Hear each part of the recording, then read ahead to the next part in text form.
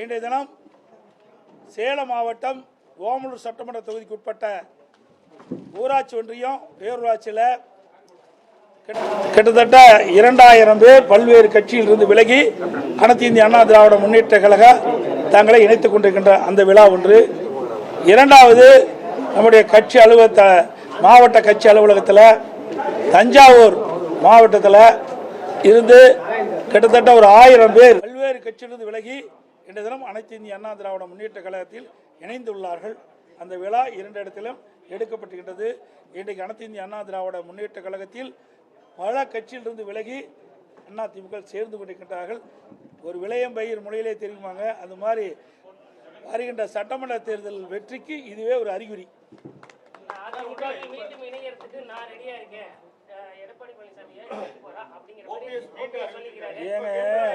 நான் பல தடவை சொல்லிட்டேன் தம்பி, உங்களுக்கு விறுவிறுப்பான செய்தி வேணுங்கிறதுக்காக அடிக்கடி இந்த கேள்வி கேட்டுட்டே இருக்கிறீங்க. இது அன்னைக்கு தினம் தான் கேட்டுருக்காரு, இன்னைக்கே கேட்டாரு, 3-4 வருஷமா கேட்டு தான் இருக்காரு. அதாவது ஏற்கனவே அனைத்து இந்திய அண்ணா திராவிட முன்னேற்ற கழக பொதுக்குழு கூட்டத்தில் ஏகமனதாக எடுக்கப்பட்ட முடிவு, திரு OPS அவர்கள் அடிப்படை உறுப்பினர் நீக்கப்பட்டு விட்டார். நடவடிக்கை எடுக்கப்பட்டிருக்கிறது. அதனால அந்த கட்சியில் சேர்த்துவதற்கு எந்தவித வாய்ப்பும் இல்லை. அது அவரை தான் கேட்கணும், நீங்க அவரை போய் கேளுங்க சார். இது அடிப்படை நல்லா புரிஞ்சுக்கு, இது பொதுக்குழு எடுக்கப்பட்ட முடிவு, அவர் பொதுச்சாலை எடுக்கப்பட்ட முடிவு இல்லை. 2500க்கும் மேற்பட்ட பொதுக்குழு உறுப்பினர்கள் ஒன்றாக கூடி சென்னையிலே அவர்கள் இந்த இயக்கத்திற்கு துரோகம் விளைத்த காரணத்தினால் அந்த சென்னையில் கூட்டப்பட்ட அந்த பொதுக்குழுவில் எடுக்கப்பட்ட நடவடிக்கை.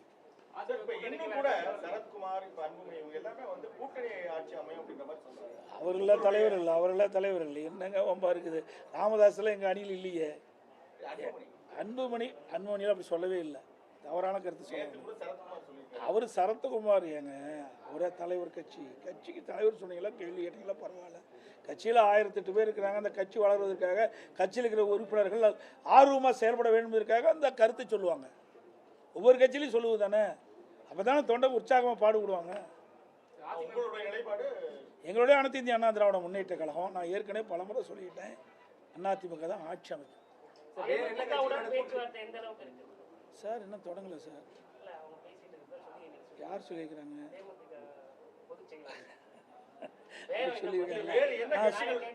அதாவது அனைத்து இந்திய அண்ணா திராவிட முன்னேற்ற கழகம் மற்ற கட்சியோட பேச்சுவார்த்தை நடத்தி இறுதி செய்யப்பட்ட பிறகு உங்களுடைய தொலைக்காட்சி நிறுவனங்களையும் பத்திரிகைகளும் அழைத்து நிச்சயமாக அதற்கு பேட்டி கொடுக்கும். நிறைய கட்சி இருக்குது, அதெல்லாம் இப்படி ஓப்பனாக பேச முடியுமா?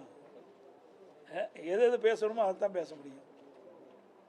தொடர்ந்து ஸ்டாலின் அவர்கள் இந்த பெண்களுக்கு பாதுகாப்பு இருக்கு அப்படின்னு தொடர்ந்து இப்ப கூட மகளிர் மாநாட்டில் பேசிட்டு இருக்காரு. ஆனா நேத்து கூட சென்னையில ஒரு குடும்பத்தையே வெட்டி இன்றைக்கும் நடந்திருக்குது. இப்ப நான் வரும்போது ட்வீட் போட்டு தான் வந்திருக்கிறேன். தினம் நடக்குதுங்க, 1 நாள் 2 நாள் நடக்கல, தினந்தோறும் தமிழகத்தில் பாலியல் சீட்டல் நடந்து கொண்டே தான் இருக்குது. இந்த ஆட்சியில் கண்டுகொள்ளவே இல்லை, அதுக்குண்டான நடவடிக்கை எடுக்கல. எனக்கு ஸ்டாலின் பேசுறாரு, உங்க பத்திரிகையில் உடனே தானே வருது, அந்த செய்தி வச்சு தான் நாங்கள் சொல்றோம்.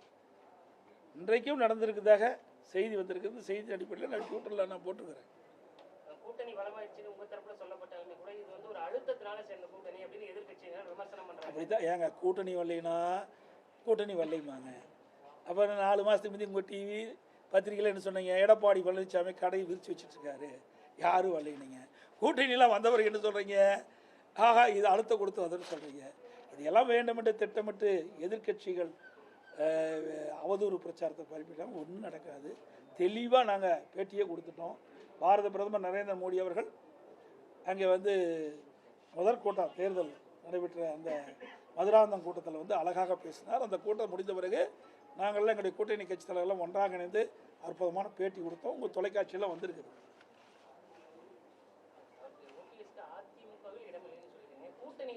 சார் அதெல்லாம் எதை பேசணுமோ அதுதான் பேச முடியும், எல்லாவற்றையும் பேச முடியாது. ஒவ்வொரு கட்சியும் எல்லா கட்சியும் முடிவெற்ற பிறகு தான் தொகுதி பங்கெடுப்பாங்க. இன்னும் சில கட்சியோடு நாங்கள் பேசிகிட்டு இருக்கிறோம். அந்த கட்சிகளெல்லாம் ஒருங்கிணைத்த பிறகு நீங்கள் சொன்ன மாதிரி எந்தெந்த தொகுதி யாராக இருக்குன்று எவ்வளோ சீட்டுன்னு முதல் பிரிக்க போகிறோம், அப்புறம் எந்தெந்த தொகுதின்னு பிரிக்க போகிறோம். நான் ஏற்கனவே சொன்னேன் 210 தொகுதி எங்களுடைய கூட்டணி வெற்றி பெறும், அதில் எந்த மாற்று கருத்தும் கிடையாது. அது எப்படி முதல்ல சொல்ல முடியும், முன்கூட்டியே சொல்ல முடியாதுல்ல, ஒரு சிலவற்றை தான் சொல்ல முடியும், அப்புறம் அதுக்கு வேல்யூ இல்லாமல் போயிடும். தேர்தல் என்பது மக்கள் எல்லாம் அவரோடு எதிர்பார்த்துட்டு இருக்கிறாங்க. தமிழகத்தில் திராவிட முன்னேற்ற கழகத்தை அகற்றப்பட வேண்டும், அது எல்லா மக்களிடத்திலையும் ஆழமாக பயந்து விட்டது. மாற்றுனா அதிமுக தான் ஆட்சிக்கு வரணுங்கிறாங்க. ஏன்னா அதிமுக ஆட்சியில் ஒரு சிறப்பான ஆட்சி கொடுத்தோம். நான்கு அம்மா இருக்கின்ற பொழுதும் கொடுத்தாங்க, அம்மா மறைவுக்கு பிறகும் 4 வருடம் 2 மாத காலம் ஒரு சிறப்பான ஆட்சி கொடுத்தோம். எவ்வளோ திட்டங்களை நிறைவேற்றி கொடுத்துருந்தோம் இந்த மாவட்டமே சாட்சி. தமிழகம் முழுவதும் ஒவ்வொரு மாவட்டத்திலும் ஒவ்வொரு சட்டமன்ற தொகுதியிலும் அதிமுக ஆட்சி இருக்கின்ற பொழுது மக்கள் கொடுத்த கோரிக்கை நாங்கள் நிறைவேற்றி தந்திருக்கிறோம். ஆனால் திமுக ஆட்சியில் அப்படி இல்லை. தினந்தோறும் ஃபோட்டோ ஷூட் எடுப்பாங்க, தினம் ஒரு பேர் வைப்பாங்க, அந்த பேரோட அன்றைய தினம் அவருடைய நிகழ்ச்சி முடிஞ்சு போச்சு. அவ்வளோ பேர் வச்சுருக்கிறாங்க. அதே மாதிரி ஒரு திட்டத்தை அறிவிப்பாங்க, ஒரு குழு போடுவாங்க, அதுக்கு ஒரு தலைவர் போடுவாங்க, அதோட விட்டுருவாங்க. 52 குழு போட்டிருக்காங்க சார். 52 குழு என்னென்ன பணியை மேற்கொள்ளுறதுன்னு வெள்ளை அறிக்கை கேட்டால் இது வரைக்கும் கிடையாது. இந்த ஆட்சியை பொறுத்த வரைக்கும் வெற்றி அறிவிப்பு விட்டு இன்றைக்கி கவர்ச்சிகரமாக திட்டத்தை அறிவித்து மக்களை ஏமாற்றி செயல்பட்டு கொண்டிருக்கிற அரசு இன்றைக்கி ஊழல் அரசாங்கம். இன்றைக்கு பல்வேறு துறைகள் ஊழல் பற்றி நடைபெற்றது. அந்த எந்தெந்த துறைகள் ஊழல் நடந்திருக்குது என்ற முறைகேடு நடந்திருக்குது என்ற அந்த பட்டியலிட்டு மேதகு ஆளுநர்கிட்ட கொடுத்து ஆளுநர் நடவடிக்கை எடுக்க சொல்லியிருக்கிறோம். 4 லட்சம் கோடி இது வரைக்கும் நடந்திருக்குது. அது மட்டும் இல்லை, இன்னொரு வேதனையான சமாச்சாரம் பார்த்திங்கன்னா எவ்வளோ முறைகேடு நடந்திருக்கு பாருங்கள். 2026-27 நிதியாண்டின் நெடுஞ்சாலைத்துறைக்கு ஒதுக்கப்பட வேண்டிய நிதியிலிருந்து விதிமுறையெல்லாம் மீறி இந்த மாதமே 2000 கோடி சாலை பணிக்கு ஜனவரி மாதம் ஒப்பந்தம் விட்டுருக்குறாங்க.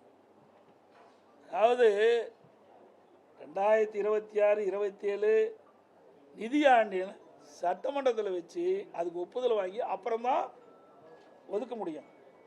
இந்த ஆண்டுக்கு இந்த நிதியாண்டில் ஒரு யார் ஆட்சிக்கு வராங்களோ அவர்கள் தான் அந்த திட்டத்தை நிதி ஒதுக்க முடியுமா ஒழிய இந்த ஆட்சியில் அதை கூட கடைப்பிடிக்காமல் விதிகளை மீறி முறைகேடாக நடந்திருக்குது. அந்த அளவுக்கு எந்த ஒரு அச்சமும் இல்லாமல் தைரியமாக ஊழல் செய்கின்ற ஒரே அரசாங்கம் திமுக அரசாங்கம். அது மட்டும் இல்லை, அதே போல் 650 கோடிக்கு கிராம சாலைகள் இன்றைக்கு அதை ரினியூல் பண்ணணும்னு சொல்லியிருக்கிறாங்க. இதையெல்லாம் விதிமுறைகளுக்கு புறம்பாக அறிவிக்கப்படுது. ஏன்னா தேர்தல் தோல்வி வந்துட்டுது. அந்த தோல்வியின் காரணமாக இந்த அறிவிப்பெல்லாம் திமுக அரசு வெளியிட்டிருக்கு. இதையெல்லாம் அதிமுக ஆட்சி பிறகு இப்படி விதிமுறைகளுக்கு முரணாக டெண்டர் விட்டதை ஒப்பந்தம் விட்டதெல்லாம் ரத்து செய்யப்படும். அவ்வளோதானே. தொடர்ந்து டிஜிபி வந்து நியமிக்கல, நீங்களும் தொடர்ந்து இருக்கீங்க. இன்னொன்று சட்ட ஒழுங்கு பிரச்சனையும் அடிக்கடி நடந்துட்டு இருக்கு. நீங்க டிஜிபி நியமிக்கணும்னு கோர்ட் நீதிமன்றத்தை அணுகிறதுக்கு வாய்ப்பு இருக்கா? ஏற்கனவே நீதிமன்றம் போய் தான் இவர்கள் அந்த பட்டியலே அனுப்பிச்சாங்க யூபிஎஸ்சிக்கு. பிறகு அது ஒரு கடப்பில் போட்டாங்க. அதுக்கு உச்ச நீதிமன்றம் போய் தான் அப்புறம் அது வேறு 3 பேர் யூபிஎஸ்சியில் வந்து மத்தியில் 3 பேர் அந்த இதில் அனுப்பப்பட்ட அந்த டிஜிபி பட்டியலில் 3 பேர் தகுதியானவர்கள் என்று மாநில அரசுக்கு அனுப்புகிறாங்க. அந்த 3 பேரில் ஒருத்தரை நியமிக்கணும். இது வரைக்கும் நியமிக்கவே இல்லை. ஒரு பொறுப்பு டிஜிபி நியமித்தாங்க. அவர் உடல்நலம் சரியில்லாமல் மருத்துவமனைக்கு போயிட்டார். அதுக்கு ஒரு பொறுப்பு டிஜிபி. இப்படி பொறுப்பற்ற அரசாங்கம் தான் பொறுப்பு டிஜிபி நியமிக்கும். நாட்டில் இவ்வளோ பிரச்சனை நடந்திருக்குது. இதில் 3 பேர் பட்டியலில் இவர்கள் அனுப்பிய பட்டியலில் இருந்து தான் 3 பேர் தேர்ந்தெடுத்து மத்தியில் யூபிஎஸ்சி அனுப்பிச்சிருக்குது. அதுலேயே ஒருவரை தேர்ந்தெடுக்கிறதுக்கு இந்த அரசு தயங்குறது தான் தெரியல. ஏன்னா அந்த 3 பேருமே இவர்களுக்கு ஒத்து போக மாட்டார் என்று கருதி தான் அந்த பட்டியலை அப்படியே கிடப்பில் போட்டுக்கிறாங்க. அரசு ஊழியர்களுக்கு ஓய்வூதியம் வந்து வெற்றி அறிவிக்கும் சொல்லியிருக்கீங்க. நடைமுறை 17 ஆசிரியர் நிரந்தரம் சத்துணவு பணியாளருக்கு ஓய்வூதியம் சொல்லியிருக்காங்க. எப்படி பார்க்கலாம்? அதாங்க, ஏற்கனவே திராவிட முன்னேற்ற கழக தேர்தல் அறிக்கையில் அறிவிப்பு கொடுத்தாங்க. அந்த அறிவிப்படி தான் போராட்டம் பண்ணிட்டு இருக்கிறாங்க. 2021 சட்டமன்ற பொதுத் தேர்தலில் திராவிட முன்னேற்ற கழகம் ஆட்சிக்கு வந்தால் நாங்கள் இந்தந்த அமைப்பு என்னென்ன கோரிக்கை வச்சுதோ அந்த கோரிக்கைகளை நிறைவேற்ற வேணும்னு தான் இவர்கள் கோரிக்கை வச்சாங்க. அந்த கோரிக்கை அடிப்படையில் திமுக கட்சி அந்த அறிவிப்பு வெளியிடுது. இப்போ அவங்க கேட்குறாங்க, இது வரைக்கும் 4.25 ஆண்டு காலம் ஆச்சு, நீங்கள் தேர்தல் நேரத்தில் உங்களுடைய வாக்குறுதி நிறைவேற்றலை, அதுக்காக போராடுறாங்க. ஆனால் அந்த போராட்டத்தை கண்டுகொள்ளலை. கைது பண்ணி சிறையில் அடிச்சிருக்காங்க. சிறை கைது பண்ணி அங்கங்களுடைய மண்டபத்தில் வைக்கிறாங்க, மறுபடியும் வெளியிட்டுறாங்க. மறுபடியும் போராட்டம் தொடர்ந்து நடந்துகிட்டே தான் இருக்குது. ஆக அவர்கள் கேட்பதில் என்ன, நீங்கள் வாக்குறுதி கொடுத்தீங்க, வாக்குறுதிப்படி நாங்கள் வாக்களித்தோம், நீங்கள் ஆட்சிக்கு வந்துட்டீங்க, ஆட்சிக்கு வந்தபடி வாக்குறுதி நிறைவேற்ற வேண்டும் மட்டும் தான் போராட்டம் பண்ணுறாங்க. நான் தான் ஏற்கனவே நாங்கள் அந்த கூட்டத்தில் சொன்னேன், அத்தனை பேரும் விவசாயிகள் போராட்டம், அதே மாதிரி தூய்மை பணியாளர் போராட்டம், அரசு ஊழியர் போராட்டம், செவிலியர் போராட்டம், சத்துணவு போராட்டம், இப்படி பகுதி நேர ஆசிரியர் போராட்டம், இப்படி பல அமைப்புகள் இன்றைக்கு போராட்டத்தில் இறங்கி இருக்கிறாங்க. ஏற்கனவே நடத்தப்பட்ட கருத்து கணிப்புல திமுக தான் மீண்டும் ஜெயிக்குங்கிற மாதிரி தகவல்லாம் வந்தது. இன்னைக்கு உங்க கூட்டணி பலமாயிடுச்சு அப்படிங்கிற மாதிரி ஒரு பேச்சு இருக்கக்கூடிய சூழல்ல எப்படி இருக்கு வெற்றி வாய்ப்பு? தயவுசெய்து பத்திரிக்கை ஊடகம் இல்லாமல் நல்ல செய்தி போடுங்க. நீங்கள் போட்டீங்களா போ, நாங்கள் ஜெயிச்சிருவோம். நீங்கள் ஒன்றுமே செய்யாத அரசாங்கத்தை தூக்கி பிடிச்சிட்டு இருக்கிறீங்க. உண்மை செய்தி போட்டீங்களா போது நாங்கள் வெற்றி பெற்றுவோம். நாங்கள் ஒன்றும் எங்களுக்கு கூடுதலான செய்தி போடணும்னு சொல்லவே இல்லை. உண்மை செய்தியை, நாட்டில் நிலவுகின்ற பிரச்சனையை அதை உண்மையாக வெளியிட்டீங்களாவே அதிமுக 100% வெற்றி பெற்று ஆட்சி அமைக்கும். நாங்கள் ஒன்றும் எங்களுக்கு அவர்கள் மாதிரி பூஸ்ட் பண்ணி போடணும்னு எங்களுக்கு அவசியம் இல்லை. நாங்கள் திறமையாக ஆட்சி செஞ்சோம், மக்களிடத்தில் நல்ல பேர் இருக்குது. இன்றைக்கி திமுக ஆட்சி வந்த பிறகு ஒரு ஊழல் நிறைந்த அரசாங்கமாக மக்களுடைய பார்வைக்கு போயிடுது. எல்லா வகையிலும் இந்த அரசு தோல்வி விட்டுவிட்டது. எந்த திட்டத்தையும் நிறைவேற்றலை. உதாரணத்துக்கு சேலம் மாவட்டத்தில் எந்த திட்டத்தை கூட நிறைவேற்றிருக்காங்க உங்களுக்கே தெரியும். அதிமுக ஆட்சி இருக்கும்போது எத்தனை திட்டத்தை நிறைவேற்றி கொடுத்தோம், கம்பேர் பண்ணுங்க. அதிமுக ஆட்சியில் எப்படி இருந்தது, திமுக ஆட்சியில் எப்படி இருந்தது, அதுதான் மக்கள் கம்பேர் பண்ண ஆரம்பிச்சிட்டாங்க. தேர்தல் நெருங்க அதிமுக வெற்றி பிரகாசமாக இருந்துட்டு இருக்கு. வந்துடுது, விரிசல் வந்துடுது. தினந்தோறும் நீங்கள் தானே போட்டுட்டு இருக்கீங்க, ஊடகத்திலையும் பத்திரிகையிலையும். நேற்றைய தினம் கூட திரு கனிமொழி அவர்கள் போகிறாங்க, அங்கே போய் என்ன பண்ணுறாங்க, ராகுல் காந்தி சந்திக்கிறாங்க. ராகுல் காந்தி சந்தித்த பிறகு இதுக்காக சந்திக்கிறாங்க, எங்களை தான் சொன்னாங்க, எடப்பாடி பழனிசாமி டெல்லிக்கு அடிமைனாங்க. யார் அடிமை? நாங்கள் அடிமை இல்லை, திராவிட முன்னேற்ற கழகம் தான் அடிமை.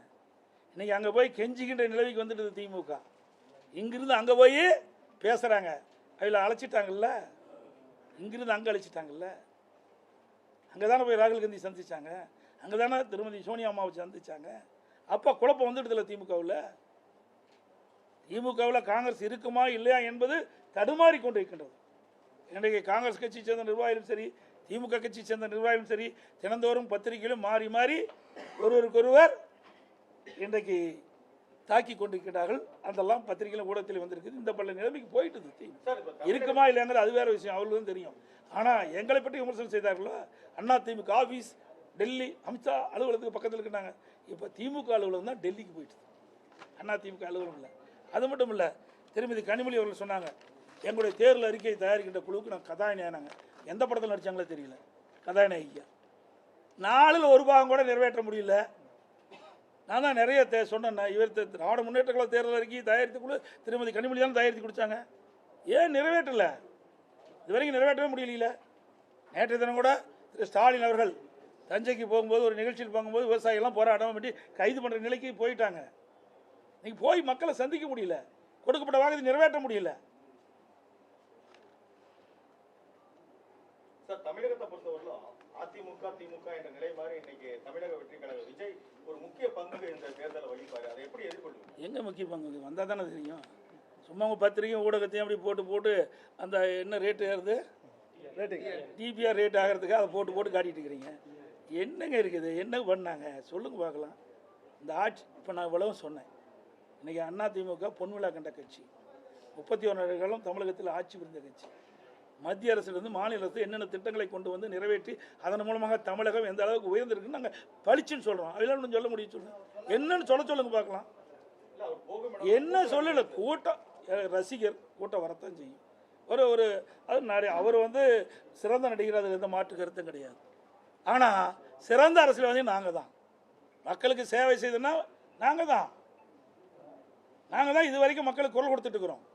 இந்த ஆட்சி எழுத்து கூட பேச முடியல, அது வரைக்கும் திரைப்படத்தில் நடிச்சுட்டு தான் இருந்தார். இப்போ தான் வெளியில் வந்திருக்கிறாரு. நான் இந்த பொதுநாளைக்கு 1974 வந்தேன். 51 ஆண்டு காலம் ஆகிப்போச்சு. 51 ஆண்டு காலம் மக்களுடைய பிரச்சனையை நாங்கள் அணுவு நிதியாக தெரிஞ்சிருக்கிறோம். ஒரு சாதாரண பிரச்சனைக்கே சாதாரண பிரச்சனை இல்லை, அது மிகப்பெரிய கடுமையான பிரச்சனை தான். அது தவறு, நான் சொன்ன வார்த்தை. இன்றைக்கு 41 உயிர்கள் இழந்து விட்டோம். என்ன நடந்திருக்க வேணும்? யாருக்காக உயிரிழந்தார்கள்? அவரை காணதா, அவருடைய கூட்டத்தை, அவருடைய பேச்சை கேட்பதற்காக வந்த கூட்டம். என்ன பண்ணியிருக்கணும்? நேரடியாக அங்கே போயிருக்கணும். நாங்களாம் ஓடலை. நாங்கள் எந்த கட்சி அந்த கட்சின்னு பார்க்கல. விலைமதிக்க முடியாத உயிர்கள் 41 போயிட்டுது. பாவம், பரிதாபம். இந்த குடும்பம் எந்த நிலையில் இருக்கும்? அவர்களுக்கு எங்களால் முடிந்த ஆறுதல் சொல்லலாம். இது அந்த ஆறுதல் கூட உங்களால் சொல்ல முடியலையே. அப்புறம் கட்சி நடத்தி என்ன செய்ய போறீங்க? பதில் அவ்வளோதான். தாங்க வாரா போவாரா, அதாவது அனுபவம் வேணும். இது சாதாரண விஷயம் இல்லை. இன்றைக்கி என்னாச்சு? திட்டமிடாமல் போன காரணத்தால தான் 41 உயிர்கள் நம்ம பழி கொடுத்துட்டோம். சாதாரண விஷயம் இல்லைங்க. 41 குடும்பம் இன்னைக்கு அனாதி ஆகிட்டது இல்லை. ஆமாம், இன்னைக்கு சார், அதாவது விளையும் பயிர் முளையிலே தெரியுமாங்க. நாம் மக்களை இன்னைக்கு ஒரு ரசிகர் பட்டாளம் ஏறலாமல் இருப்பதற்காக எதை வேணாலும் பேசிட முடியாது. இது 8 கோடி மக்களுடைய வாழ்வாதார பிரச்சனை. ஒரு அரசாங்கம் வந்தால் எப்படி செயல்படும் என்பதை பார்க்கணும். கொரோனா காலம் இருந்ததுங்க. கொரோனா காலம் இருந்தால் இவ்வளோ வீட்டு விட்டு வெளியே வருவாரா? நான் 32 மாவட்டத்துக்கு நேரடியாக போனேன். என்னை கூட மருத்துவர்கள் சொன்னாங்க, நான் அடிக்கடி சொன்னேன். ஆனால் நான் 15 மாவட்டத்துக்கு போயிட்டு 16ஆம் மாவட்டம் திருச்சிக்கு போகும்போது தமாக தலைவர் ஒருத்தர், அவர் பிரமாதமாக விவசாயி என்ற பேசிட்டு இருந்தார். ஒரு வாரம் கழித்து அவர் கொடுத்துருந்தார். அந்த செய்தியெல்லாம் அவர்கிட்ட கேட்கணும்னு சொன்னேன். இறந்துட்டார். அருமையான உடல், 55-57 வயசு தான் இருக்கும். அப்படிப்பட்ட சூழ்நிலை கூட 32 மாவட்டத்துக்கு நேரடியாக போனோம். மக்களை போய் சந்தித்தோம். அந்த காலகட்டத்தில் ஒரு இக்கட்டான காலகட்டம். மக்களை காக்க வேணும், மக்களுடைய பிரச்சனை தீர்க்க வேணும். அதையெல்லாம் நேரடியாக சேர்ந்து நீங்கள் எல்லா ஊடகம் பார்த்தீங்க, எல்லா இடத்துலையும் போனோம். அப்படி ஒரு சூழ்நிலை வருகின்ற போது இவரெல்லாம் எப்படி சமாளிக்க முடியும்? சார், இவ்வளவு பலம் வாய்ந்த ஒரு கட்சியை அவர் எங்களுக்கும் திமுக தான் சார், 1008 பேசலாம், அது வேற. அவருடைய இது சுதந்திர நாடு, யார் வேணாலும் கட்சி ஆரம்பிக்கலாம், யார் வேணாலும் ஒருத்தர் வருவதற்காக பேசலாம். அதையெல்லாம் பொருட்படுத்த வேணுமா? உங்களுக்கு பத்திரிகையாளர் ஊடகமும் தெரியும்.